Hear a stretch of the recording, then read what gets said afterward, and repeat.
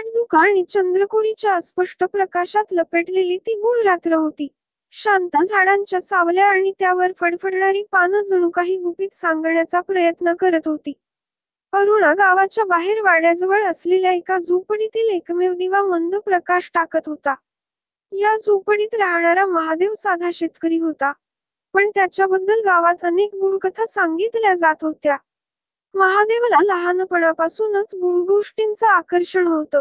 एके दिवशी त्याला एका प्राचीन गुहेबद्दल ऐकायला मिळालं, जिथे म्हणे एक रहस्यमय खजिना दडलेला आहे.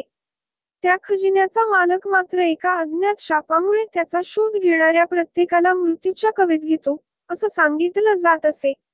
एके दिवशी महादेवने ठरवलं की तो या गुहेचा शोध घ्यायचा. सायंकाळी गाव सोडून तो जंगलाच्या दिशेने निघाला. त्याच्या हातात फक्त एक कंदील आणि पिशवीत थोडं खाणं होतं. जसं तो जंगलात आत गेला तसं त्याला काहीतरी विचित्र जाणवायला लागलं.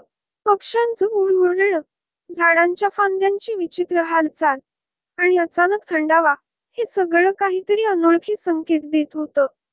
अचानक त्याला एक मोठा वटवृक्ष दिसला. त्या झाडाच्या भोवती खडकांचे वर्तुळ होते आणि त्याच्या मध्यभागी एक लहानशी दगडी देवता ठेवलेली होती. महादेव थोडा थांबला आणि देवतेसमोर नतमस्तक झाला. त्याला कोणीतरी पाठवून पाहतंय अशी भावना झाली, पण त्याने स्वतःला सावरलं आणि पुढे निघाला. थोड्याच वेळात त्याला गुहा दिसली. ती अंधारात डोकावणाऱ्या राक्षसी मुखासारखी वाटत होती. महादेवने कंदील पुढे धरून आत प्रवेश केला. आत वातावरण अधिकच भयाण होतं. भिंतींवर अजब प्रकारच्या कोरीव कामाचे अवशेष होते. जणू काही पूर्वजांनी इथं गुप्त संदेश लिहून ठेवले होते. गुहेच्या आत खोलवर जाताना त्याला एका खोलीत एक मोठा लोखंडी कप्पा दिसला. त्याच्या भोवती वेगवेगळ्या प्रकारचे शिलालेख कोरलेले होते. कप्प्याजवळ गेल्यावर त्याने त्यावर लिहिलेला मजकूर वाचण्याचा प्रयत्न केला. त्यावर लिहिलं होतं, जो या कप्प्याला स्पर्श करेल त्याचं भविष्य काळ्या सावल्यामध्ये हरवेल. महादेव थोडा घाबरला, पण त्याच्या मनातली खजिन्याची आस अधिकच प्रबळ झाली होती. त्याने कप्पा उघडण्याचा प्रयत्न केला. अचानक एक भयंकर आवाज झाला आणि गुहेच्या आत अंधार पसरला. त्याच्या कंदिलाचा प्रकाश थथरू लागला आणि समोरच्या भिंतींवर विचित्र सावल्या नाचू लागल्या. त्या सावल्यांमध्ये एक भयानक चेहरा उभा राहिला.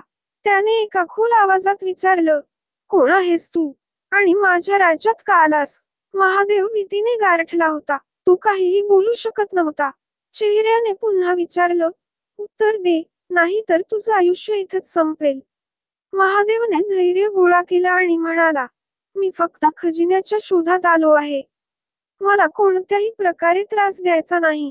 ते ऐकून चेहरा हसला, पण त्याचा हसणं जास्तच भेसूर वाटलं.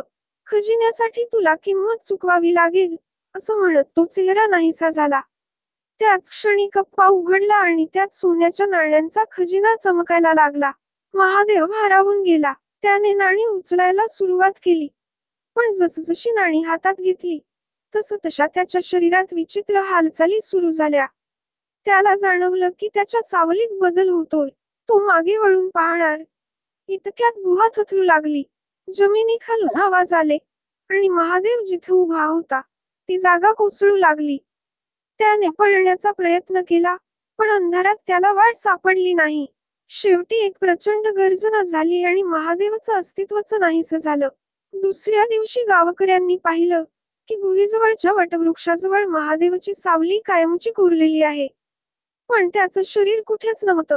गावात आजही म्हणतात की त्या गुहेच्या खजिन्याचा मोह ज्याला होतो तो तिथं कायमचा हरवतो. महादेवची सावली त्या वटवृक्षाच्या खाली राहते आणि प्रत्येकाला इशारा देते की लालसेचा शेवट नेहमी